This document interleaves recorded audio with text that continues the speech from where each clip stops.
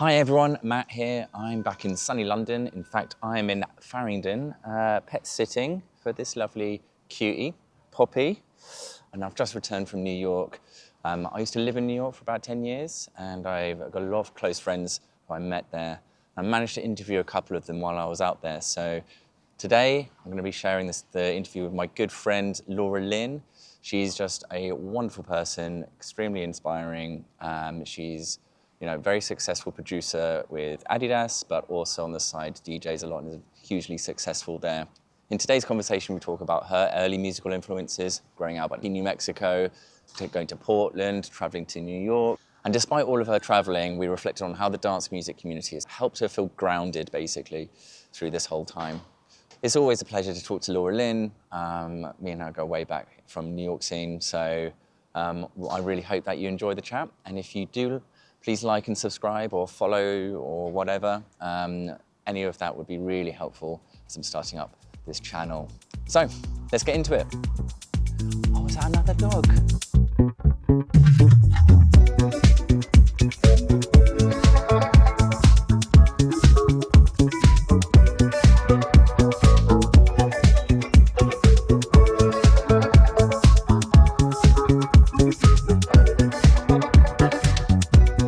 Hello, everyone. Thank you for joining. I'm joined by my good friend and the ever incredible Laura Lynn. Actually in a lovely new home in this fantastic space. So thank you so much for chatting and being part of the project. It really means the world to me. I thought... You mean the world to me, Matt. Oh, my heart. Oh, gushing. I'm glad you're here. Yeah, exactly. It's so good. Just for context, we haven't seen each other for about a year, and we saw each other yesterday, and might have ended up a little bit late in the day. So yeah, we had a quite good night. Worth it. Yeah, it's definitely worth it every time. So I thought what would be good is to start off our conversation, as we always do when we see each other, with a lightning round. We just love it. It's like, oh, Laura Lynn, how's it going? Lightning round. Yeah. Okay, cool. Right, ready? Yes. Pasta and potatoes. Or potatoes. Ooh, pasta. Pasta, okay. House or disco?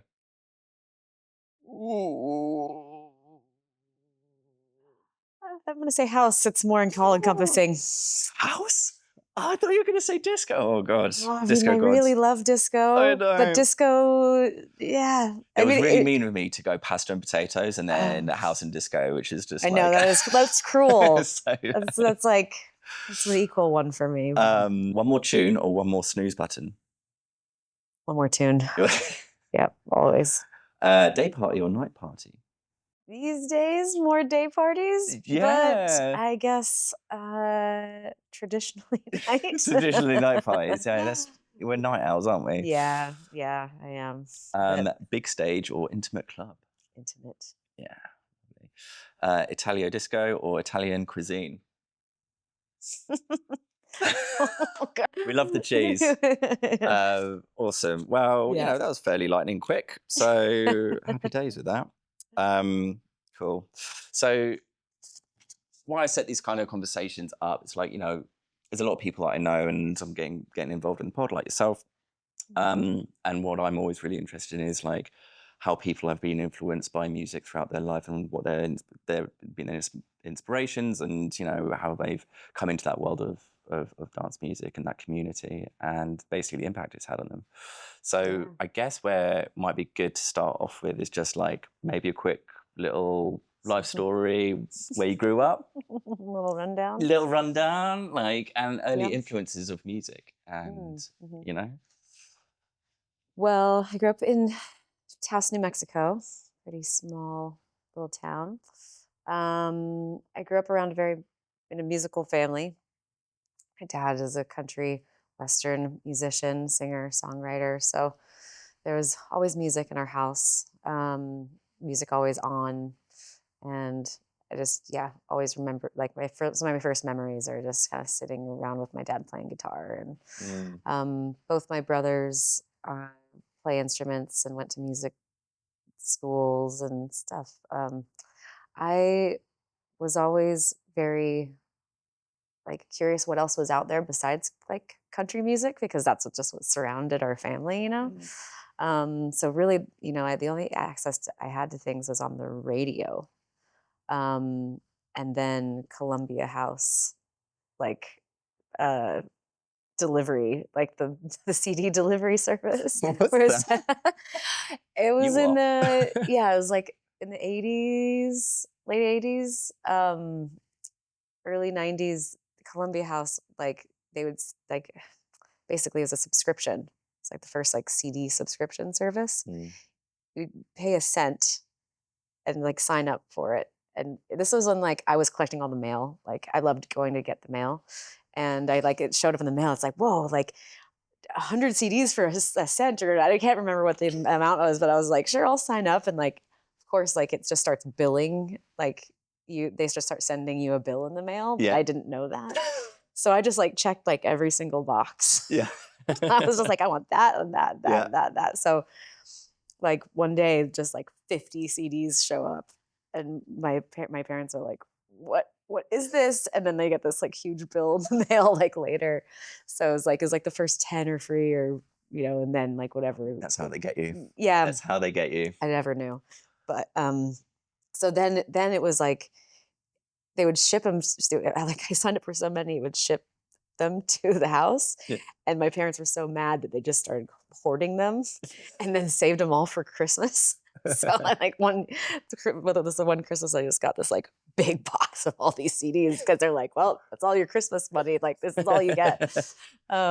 So that's how I was honestly introduced to like a lot of different genres. It was a lot of like compilation sound and soundtracks to movies, and just any like, you know, record cover that looked cool, you know. Yeah, I mean, when you got 50 CDs to choose from, and how are you going to pick it? Yeah, it's just what's like the cool like album artwork? Yeah. yeah. But it introduced me to like like punk and grunge, and you know, like Ace of Base and Sublime. Ace And of Base. yeah, I think when I in school, I was like really I loved Ace of Base, and I introduced it to all my friends, and they were like, that's the coolest out song, and we all like made up dances to all the like all the Instantly the tunes. coolest person on the playground. Yeah, Ace of Base. yeah, they're like, Didn't oh they my just have gosh, one like, hit?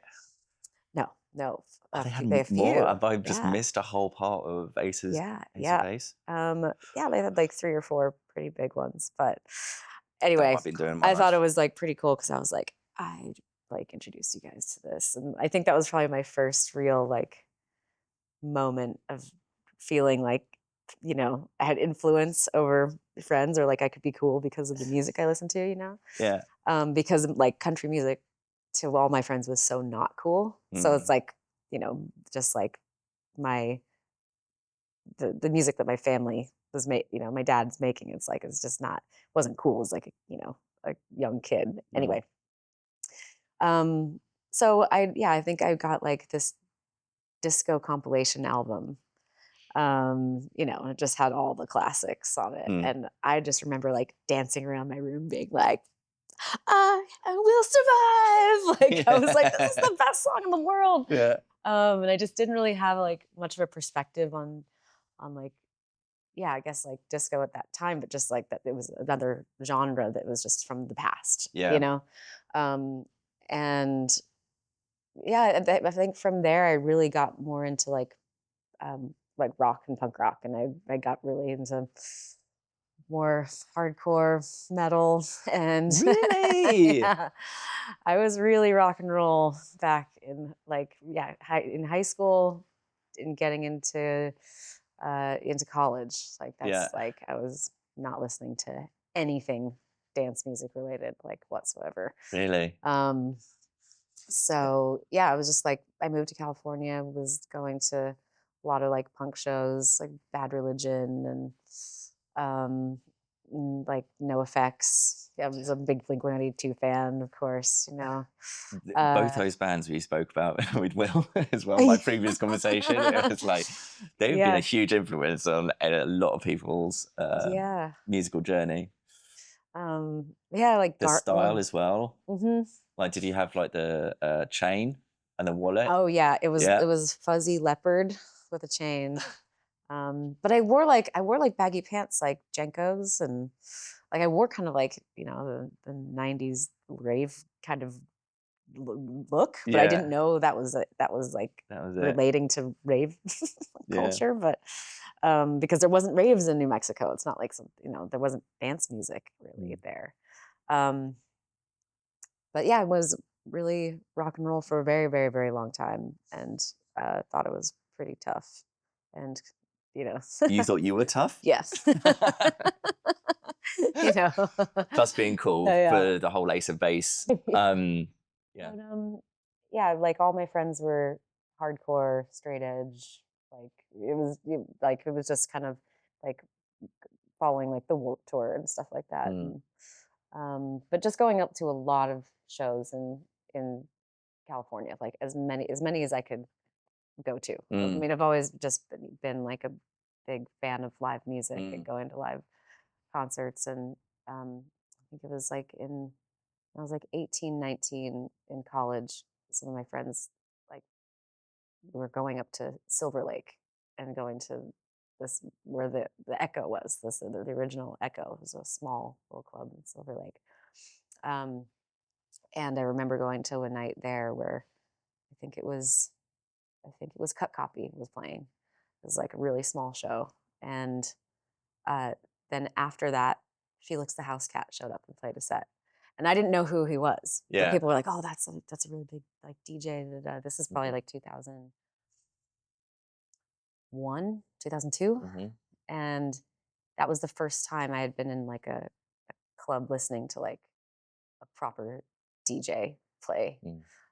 But Cut Copy was a little bit dance rock, and so I was kind of getting it. It was that kind of whole era of dance rock, um, and it was interesting because a lot of uh, the hardcore kids all really liked to go out dancing. So they would be like there was a couple nights I'd be like Monday or Tuesday in like I forget where this was. It was a night called Beat It. It was like this one was on on Sunday nights, and it was like 80s and uh yeah, like a lot of I don't know, like electro and stuff.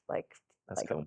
So it would be like New Order, Depeche Mode, but then like Michael Jackson, and Okay. yeah. So that's kind of when I got introduced to New Order, and that was like a big Huge. yeah, like like I was just yeah, kind of cracked my head open into like that whole side of things. I had liked Depeche Mode when I was younger. Yeah. Um, It was one of the CDs. I really got into Depeche Mode actually yeah, it was one of the CDs. Enjoy the Silence was one of the Oh CDs, yeah, and amazing. that was I was like, what is this? What is this? I love this Yeah, band. Depeche Mode is probably been one of my favorite bands for yeah. a long time, um, but I never really explored like it much. They're much beyond that. Like I didn't really do a lot of research around it, but it still sounded very like tough and kind of like punk rock to me. Yep. So like Still keeping that your straight that's edge, like yeah. kind of hard edge kind of look. I bet you were Yeah, going for at yeah, the time with yeah. the It was little still kind of like like wallet. dark and synthy, and I don't know. It's like yeah, they've always stuck with me. So I think I've seen them a few times, but Mm. yeah, love Depeche Mode. But um, Felix the and House Cat. So you saw him. yeah, That's yeah, not a bad DJ to accidentally run into at a club to yeah, get a taste of yeah. it. How did he feel after that? Like, what did you? I was just like, like, because he was kind of one of the pioneers of electro clash, Mm, and so it was like this cross of like kind of punk and dance mm, music. So it's a whole subgenre in itself. And so my friend, I was snowboarding at the time. I was like trying to become a pro snowboarder at that point. Um, This is one of Laura Lynn's many lives, by the way. Like, I keep like every year, but that passes like, oh yeah, and like, when are you like some sort of like horse riding champion as well? I was junior rodeo queen of Red River back There in New we Mexico. go. I'm sitting amongst royalty. What a pleasure. Still in my belt buckle. Oh, do you? I Do do. you? Oh, Yeah, amazing. God, yeah. yeah, bust that My out. mom like shipped it to me in a box with a bunch of other random stuff, and I was like, yes. Like, I God, still it's not on the mantelpiece. I It's a know. shame. Actually, I should like put it up somewhere. Yeah, pride and place. Like, yeah. Yeah. Needs to be in its own like little shadow box. Yeah. Um, so at that point, I was living with my friend Julie Shoemaker, Mm. who she's 10 years older than me. She was an old raver.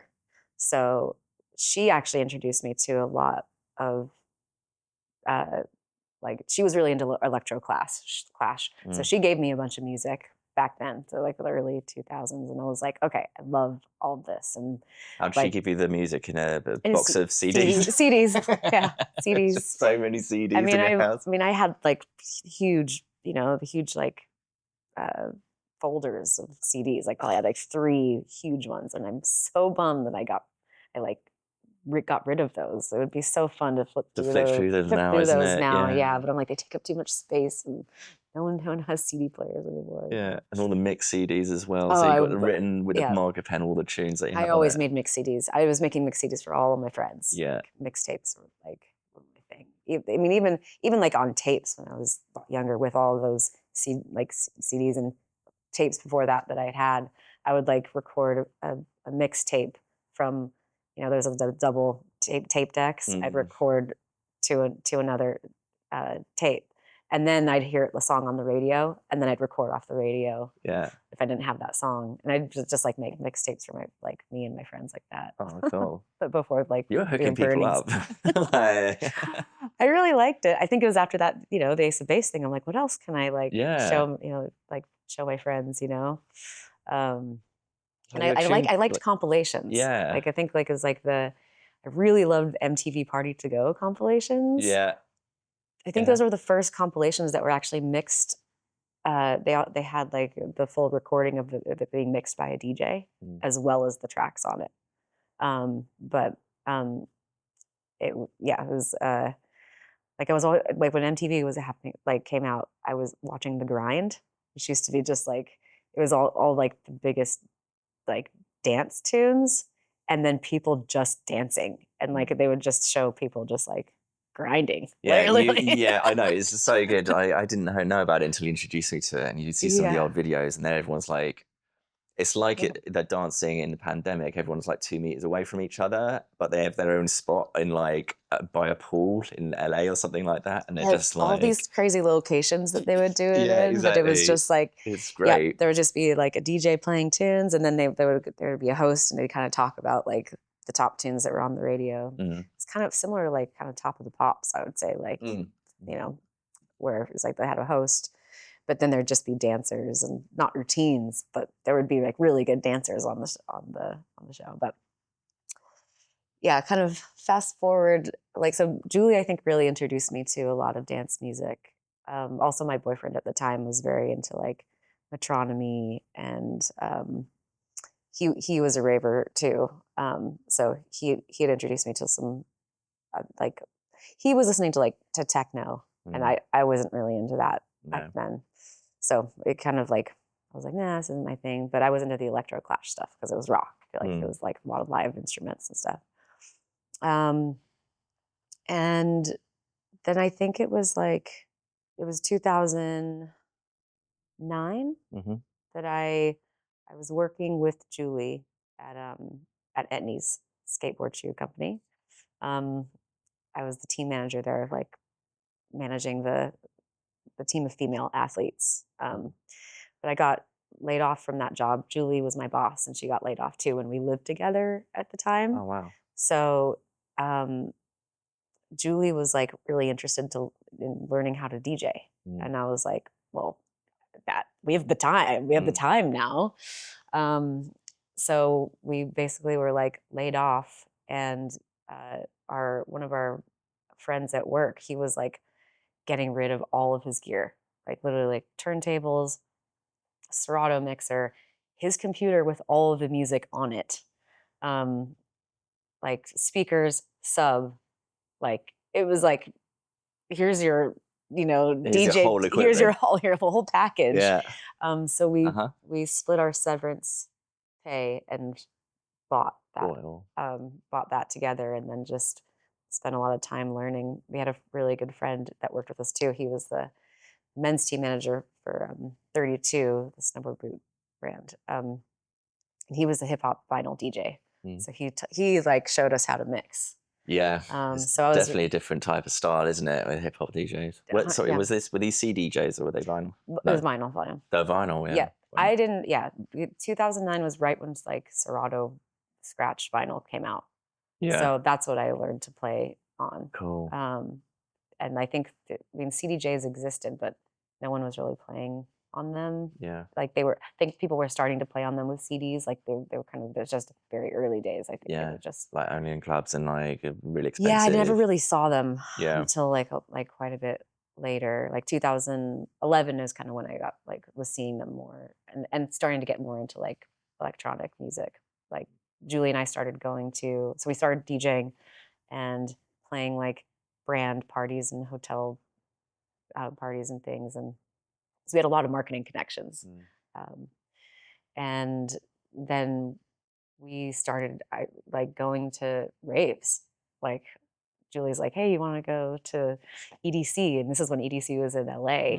And it was just like one like Coliseum, you know. I mean, EDC is so huge now, but that's like I got introduced to Dead Mouse and Tiesto, and like all the Dead Mouse is like the one that everyone was talking about. yeah, I was really into Dead Mouse. And he came to like to Newcastle where I was at uni around that time for a record signing. And there's like 10 people in the queue. I ended up just chatting to him. He seems like dead on guy. Not sure about now, but he's definitely one that kind of influenced a lot of music at that time, isn't it? Yeah, he was kind of a pioneer of a certain sound. Yeah. And kind of getting like, I guess like electro, like house was starting to become really popular. And like the term EDM was really starting to take people were it's starting becoming to a thing. becoming I think it was and so I got really into electro house, big room. Yeah. Like and I guess you have to have an entry point at somewhere 100%. into That's why I'm always electronic interested music. about like, what are those entry points, But I don't think I would have been as open to it if I hadn't been introduced to electroclash first. That kind of crossover and like fusion genre a little bit. And I really liked going out. I really liked going to the raves. Like I really enjoyed like just the kind of the freedom of like, I think like a lot of like rock and roll and like punk rock shows, it's like you're always kind of it's a little bit rougher, and there's always a bit of this kind of clickiness, or it's different. It's not as accepting. And yeah, so Julie and I would just go. We would just pick different raves and go to them, and that's when I started. Like we were DJing at that time, so like just started DJing at that time. So the music that we were listening to at the raves, that's what I was DJing. But and DJing some like electro pop and some of the dance rock stuff. I wasn't really but I didn't properly get introduced to. I mean, Julie was listening to some deeper music, like some tech house, and but I liked like harder stuff like Mastercraft and cool. But I moved to Portland in 2011. Yeah. And Julie and I we were like a DJ duo called Heart and Heat. Heart and Heat. I did not know that. Oh God. Oh, there's some really great photos of us. And I'll show them to you at some point. But it involves a motorcycle and a horse. I'll tell you that. You need to send me these. You need to send me these. The deck is pretty good. But like there wasn't a lot of like women in like the DJ scene back then either. Like especially duos. Yeah. We were kind of a novelty, but so we got booked a lot. Like, I mean, Cool. we weren't very good, but we were trying to be, you know. Yeah. Um, but I think it was 2011. I moved to Portland, Yeah. and uh, we obviously couldn't play together anymore. So I split off and started my own. I had my own moniker, um, which was Hiteska. Hiteska. Hiteska. Do you want to explain that? Is that some sort of like New Mexico horse? It's literally a made up word. Wanted something that, like, because Heart and Heat, I was the heat in Heart and Heat. So I wanted something that related to that name. And I don't know, it like sounded kind of Italian when you said it, like Yeah. Hiteska. I don't know. Just thought, and I think monikers were just so much cooler than using your name, Yeah. I think back then too. But like I think like Teska or something, it loosely translate to bait the hook, like if you're going fishing. So I kind of like was like, oh, that's kind of cool. Like you like kind of like the tracks are like the bait for the Yeah. hook for the Yeah. That's crowd. cool. So Okay. Yeah. Yeah. You sold that's me on it. You sold me on it. yeah, kind of yeah, a little mashup word Yeah. there.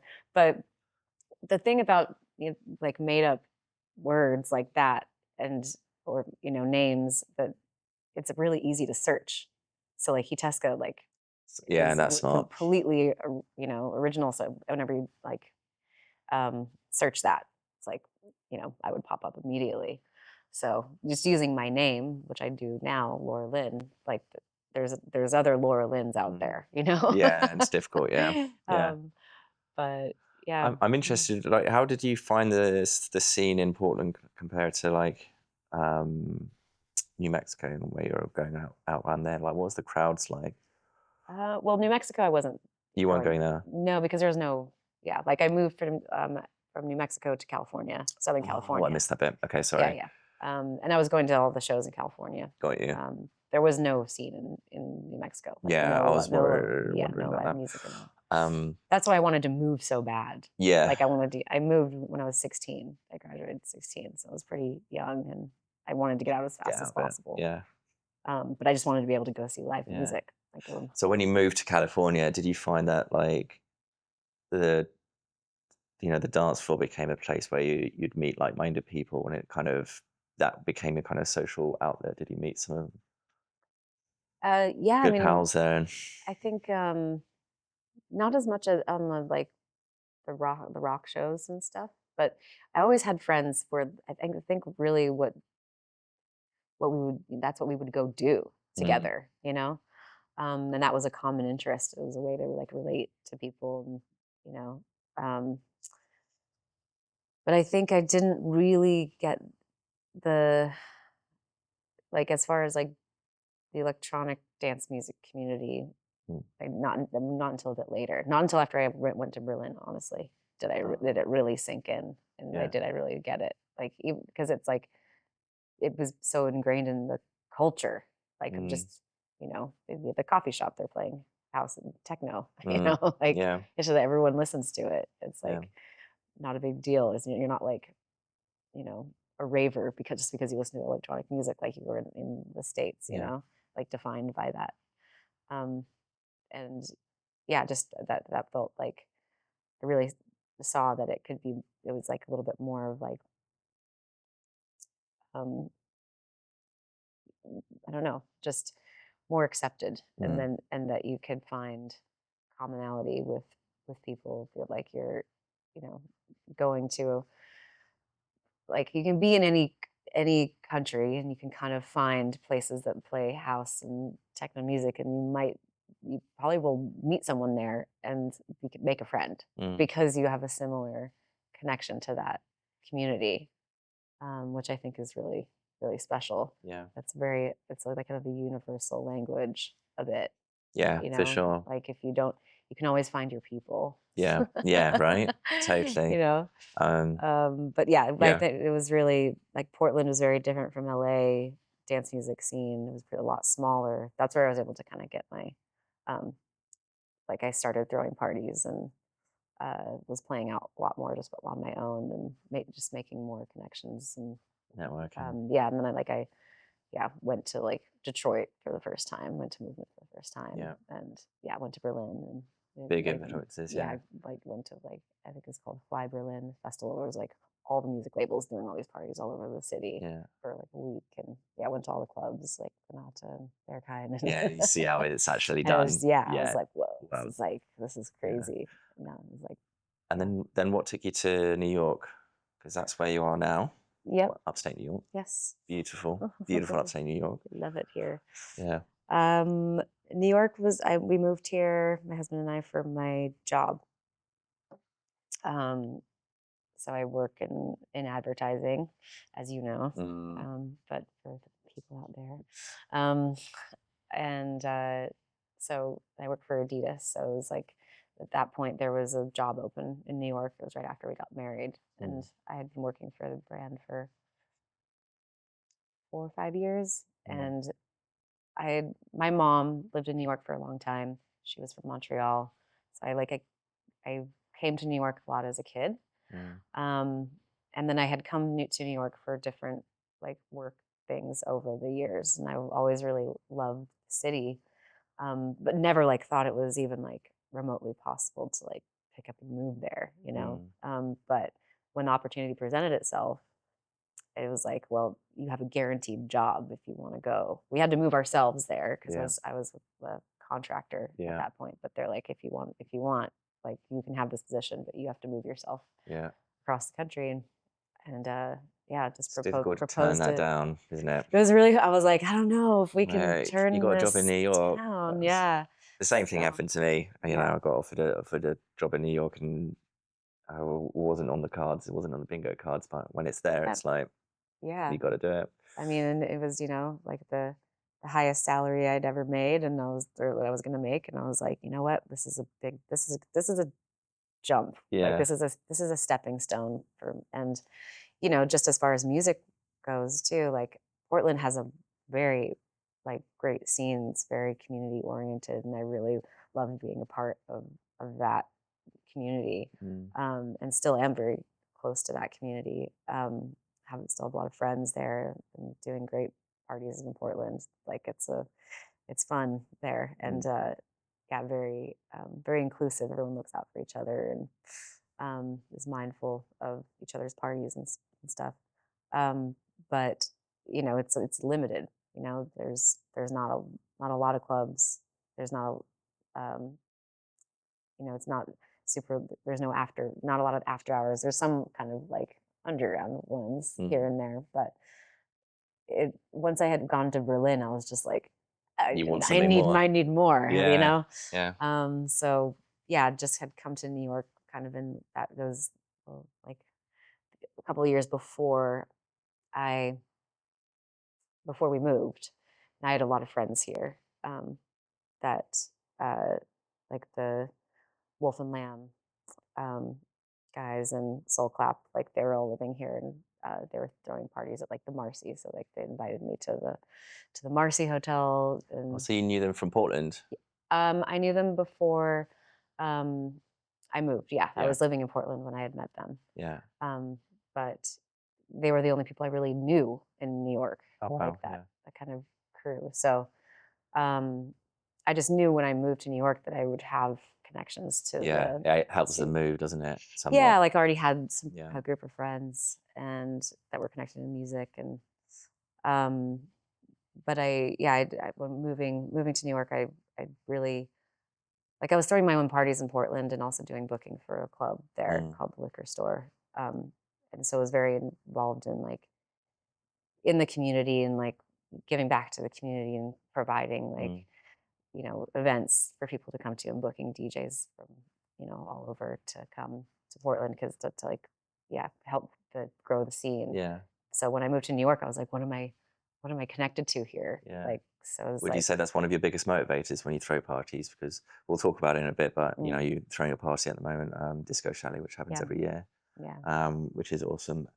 But would you say a big motivator is like the community aspect, seeing smiley faces on the dance floor, like bringing people together? yeah, absolutely. Yeah. I mean, I think I've met some of my best friends like through music. I mean, Yeah. you included. Yeah. Like, Yeah. and whether it's been on dance floors like, or at a festival, just, it's, I think it's one of those things that where you can really just, you can be like dancing, and you're like just kind of standing next to someone that has a good vibe, and like you don't have to exchange any words, but you're both just like, yeah, like, My normal go-to you know, interaction with someone is, you're when like, you're like, when they're chilling, you just go, and you just and you nod to both each really other. agree with it. You're just like, Yeah. And then we might follow up with a high five or just like a massive smile. Yeah, I love those. uh, Yeah. and yeah, I think, yeah. Also, I mean, I've met so many people through music and people live all over the world, and like, and they're, house music is a global Yeah, community. community. So it's just like, it's wild to like, go to festivals and then be able to reconnect with people, but then you all kind of like go back to your homes, and but then you can then go visit each other, and then you have all these people all over the place, and um It's but wonderful, isn't it? It's really yeah, wonderful. it's really great. And I think the interesting thing about New York is that it is such a international city. There's people from all over the world in New York, so there's just every type of music you want is here. Mm. Including all different types of genres of dance music. It's not limited, but then it's also a very healthy city for like all other genres as well. So I just think it's like the mecca Yeah, of America for sure. But even like globally, I think New York globally. is such a, yeah, but an incredible. There's a zillion things going on every night of the week, which is like, Yeah, so you can find what you're looking for whenever. Yeah. Which is, can It's be can be a little detrimental dangerous. to your health. Yeah.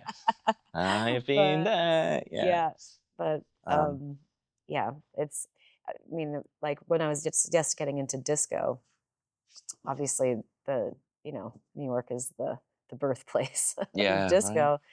It was just really, um, yeah, just connecting with so many other DJs that were, into disco here, because in Portland, no one was really into it. I was really one of the only people playing disco um, at the time. So uh, that was kind of my uniqueness at some point in the Portland scene.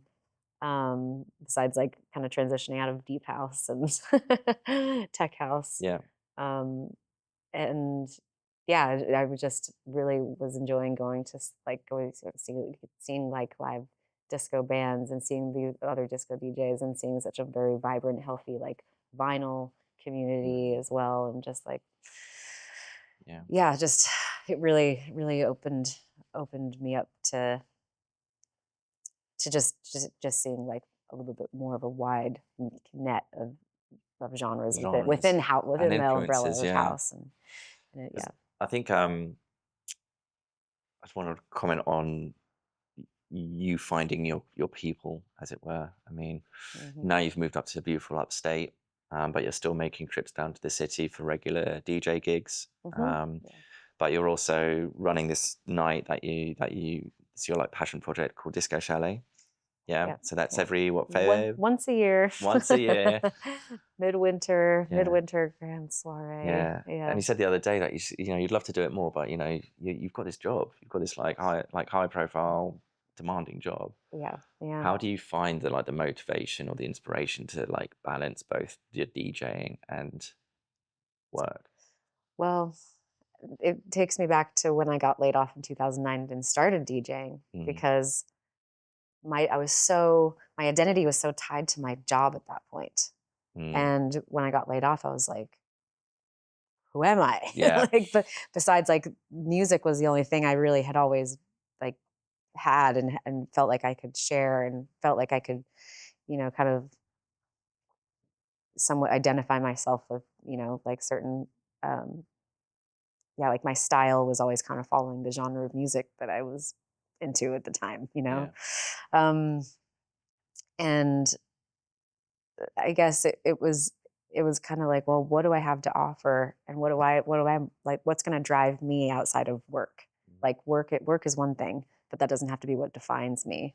like what what is more defining of myself, and and I, just I think finding DJing and be able to, like, because I'd been collecting and collecting and collecting and collecting, but never really sharing it with anyone. So then that having that opportunity to actually like play music for people and share it is just like a whole nother way of like experiencing music Yeah. and other people, enjoying it. It's Um, wonderful how you were saying that even like as a kid, you were like sharing music at a very early age. And it's like you yeah, never lost that buzz yeah, of no, and it's still like, sharing music with people. yeah, it's just gives me so much joy. Yeah. Like when you're really when I'm really connecting with the dance floor and I just see people like really digging like a track that I'm playing and just like get letting loose and having the time of their life. Like Yeah. there's nothing like, making people dance, Yeah. And I think that's uh I'm constantly dancing behind the booth. If like the music's not making me dance, I'm not playing it. Yeah. So what's your Um, point of view on like all the kind of music kind of crowd that you see where it's just seems to be standing in a big space with the phone yeah, out? there's a lot of that lately. I think, I think a lot of people are going to these massive events and where there's a lot of like visuals and it's a big show. And, it is entertainment at a certain point. And, but it's also getting into this like mainstream place Mm. where people, I think, are uh, going because it's cool. It's a trendy thing to do, not necessarily that they're like into the music per se, but that it's just like another thing to go do and like um so I don't know where the authenticity lies as much within the crowd, Mm. because it's like it's going there to like film on your phone and show your friends like, oh, I went To the to this show. big thing, and Yeah. like I Went to a rave. yeah, I don't like, and I mean, I don't know. I think it's a bit of a disconnection. I think there's a lot more um, clubs that are actually, there was only a few back in the day that would be like no phones on the dance floor, but I feel like more and more clubs, it's just becoming like a standard. Um, and it's just because it's supposed to be a place of like free, if you're like self-expression and freedom, and you don't want, like that was not where like dance music and the community started. It was like not meant to be like documented and filmed Mm. all the time. And I think it's like you want to feel safe in those spaces, and you don't want to like, yeah, it's like it's a level of like privacy in some way, but also that you're there to connect to the music and dance, and you don't want no one's judging you, or you don't want to be judged for how you're dancing or what you're wearing, or like. And I think just like the more people that have their phones out, it's just like, just loses that sense of connection. Mm. I think it's just kind of like, it's like having your phone at the dinner table. You're not really like connecting with the people you're eating with. Yeah. Good But you're point. taking pictures of your food, Mm. and it's like you're connecting with people on social media, or improving like, oh, I had this really great meal, like look what I'm eating right now. And it's like, but you're not even there like having You're not in the conversations with present your, moment. yeah. So it's yeah, I'm not sure where that's gonna how that's gonna evolve, but I think it's just getting so massive, Yeah. some of these bigger events. Yeah. Um and it's become, yeah, like I think like it's becoming quite mainstream on a quite big level. We're just like some they're like, there's just household names in electronic music now that like maybe even like people's parents will know who they are, right? Yeah. But that's just like, it's not underground No. anymore. But there still is the underground, and I think there's always going to be, Yeah. because there's going to be the um the anti version of that always, Yeah, for sure. um Yeah.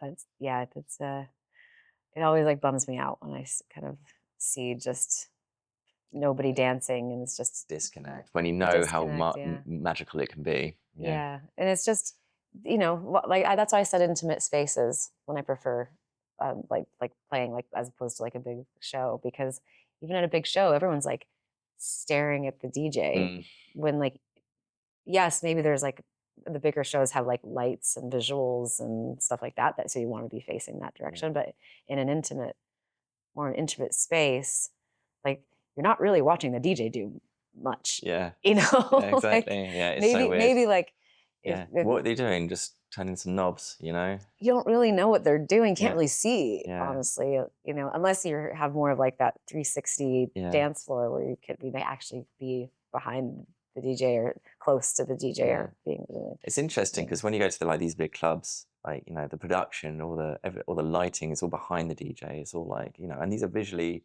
extremely compelling spaces to be in. You know, when you're surrounded by this amazing sound system and your senses are getting overloaded with all sorts of things. It's kind of like I can see where the attraction is, but I am seeing more and more, you know, clubs open up where the DJ booth is hidden and it's all about the dance floor. Well, like Studio 54 was like that. You couldn't really see the DJ. I know. I would have loved to have gone But there. they opened it for one night, like in September. It was like a one-off. No way. Yeah, and I was like, oh God, that would be That cool. would be so good. My mom was going to Studio 54. She told me like Did she? a long time Amazing. ago, and I was like, really? Oh, that's cool. But yeah, the DJ was never really the focus. Yeah. You know. Yeah, it wasn't. It was all about It the was music. it was about the dance floor. Yeah. In the beginning. Now the focus is on the DJ, but that's where like it's, you know, it's easier in those like smaller spaces to be able to just like turn around and like face your friends instead of like everybody facing one direction. One direction. Yeah. And yeah, I think it was like so I was at a festival with a new friend of mine. And she's one of those people that never faces the DJ. Yeah. She's like anti. I know. I've started doing that, just like facing away, just to see what it is. Like we were like going to all these different stages, and immediately she'd turn around and start dancing with me. Yeah. Versus, as I'm That's like, so cool. and she was like the only person facing the Yeah. other direction. Yeah, I love that. And she was just grooving, and I was like, oh, it's awesome. Like, yeah, because you should be facing your friends and like dancing with each other. Yeah. Versus like, you know, focused The DJ. on. Any last words to women who are, you know, getting into like bedroom DJing, you know, and they kind of want to make for themselves? What have you learned that you could give some advice to? Think of a cool name. Yeah, exactly. Oh no. I mean, I think there's a lot less. I mean, there's so much more diversity in DJing now than there was when I started. And it was, you know, it was pretty hard to prove to people that, you know, like going when I had some of my first gigs, like showing up, like people wouldn't believe that I was the DJ playing. They'd be like, oh no, like we don't allow DJs' girlfriends in the booth, like stuff like that. That's or like not believing I was actually playing, or wow, really? Yeah, being like, you're not really doing that, and they'd like reach over and like stop the record, and like people were very weird about it. And so that I think that at that point it was a little bit more like you had to have some thick skin, and just like it was kind of a misogynistic world out there, you know. But it's definitely improved, and there's, you know, a lot more women and trans and just people being able to be out there and actually getting booked, and like there's a lot more diversity on lineups, which I think is incredible, from diversity from every perspective. But for like, I don't know, advice is like to not be intimidated, I guess, like to not doubt yourself that you can learn how to do it. It's you know, I think there's something that people always like, I guess, like with me, people never expected that I could like hook up my own equipment, like that I knew how to plug everything in, you know. And it's like I need help from a guy to figure it out, you know. And I think that's like, you know, if you know how to do your, you know, if you knew how to do it all, like don't be scared to show people what you got. Yeah. You know. Awesome. That's a great point. Yeah, great point to end on, actually. Thank you so much. I love you to pieces. Me too.